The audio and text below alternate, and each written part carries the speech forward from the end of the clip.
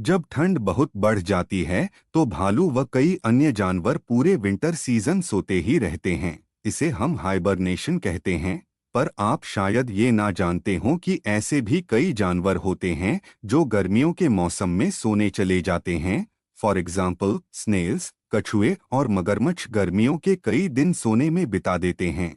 और जैसे सर्दियों में सोने को हाइबरनेशन कहते हैं, वैसे ही गर्मियों में सोने को एस्टिवेशन कहते हैं।